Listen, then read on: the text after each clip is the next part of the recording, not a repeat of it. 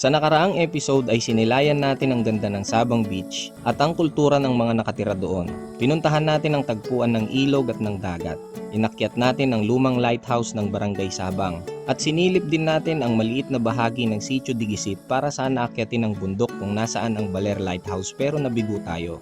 May ipinakita ako sa inyo na maliit na waterfalls pero may di hamak na mas malaki, mas mataas at mas magandang waterfalls pa sa Sitio Digisit na hindi ko pa naipapakita sa inyo. Dahil sa sungit ng panahon ay hindi naging madali ang biyahe ko papunta dito sa bayan ng Baler.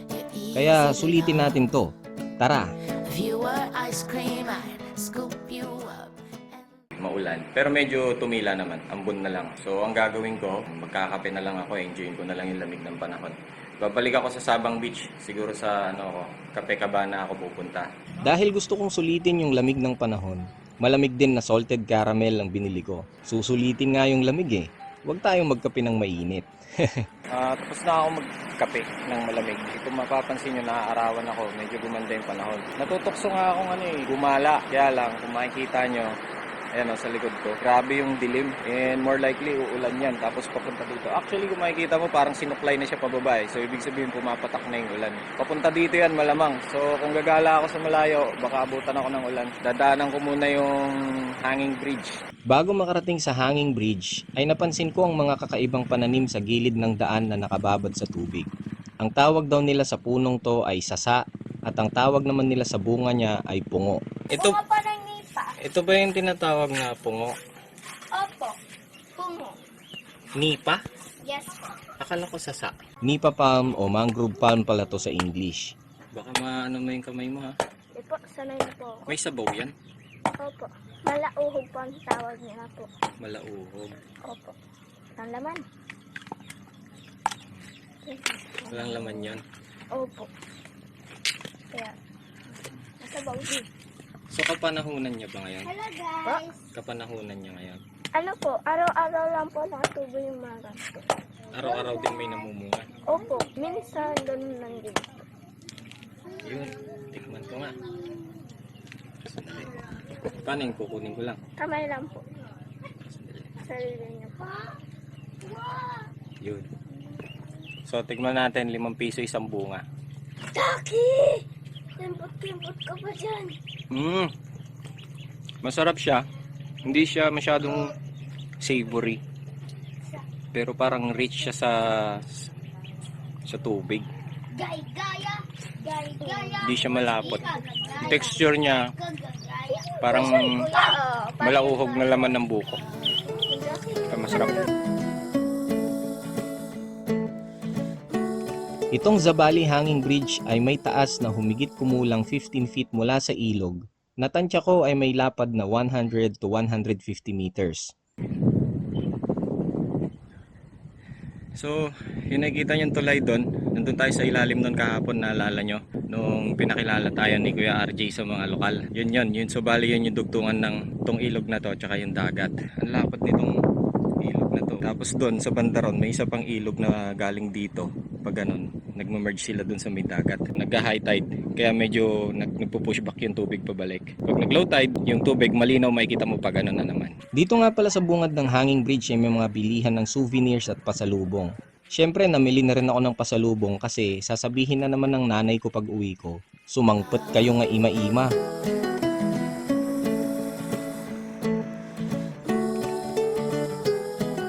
So dahil tuloy-tuloy naman yung sikat ng araw, natokso akong bumalik sa Digisit. So dito yung daan papuntang Digisit. Akyat muna ako dito sa Ermita Hills. Dito kasi tanaw mo yung buong Baler.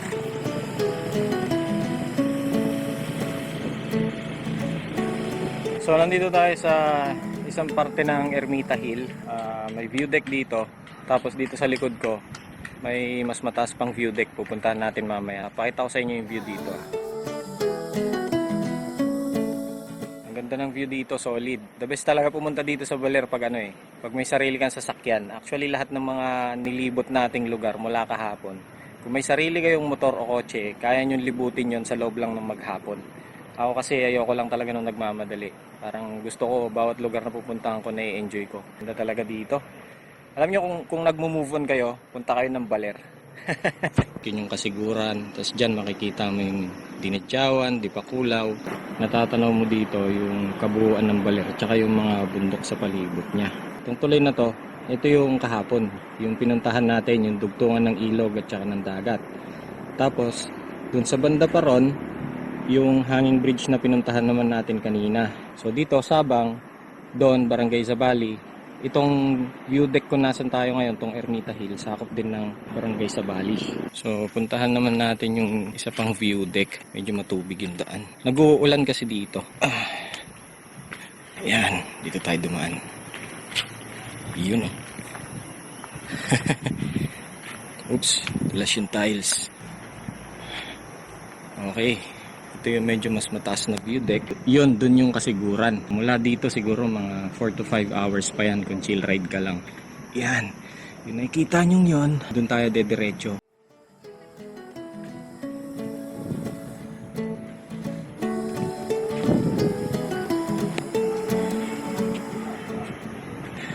Dito naman sa pinakamataas na view deck, ayan, naririnig mo rin yung mga sasakyan sa kalsada. Dito sa pinaka-platform sa tuktok ng Ermita Hill, may mga nakapalibot din na masarap na kainan pero isinasara nila ang Ermita Hill kapag dumilim na. So walang food trip dito pag gabi. Sinamantala na rin ng mga kabataang to na gawin akong photographer nila. Kundi ba naman ako isa't kalahating tanga? Akala ko nahulog ko na kung saan yung susi. Naiwan ko palang nakasalpak dito. So tara sa Digisit. Siguro doon ako hanggang mag-sunset. Heto na.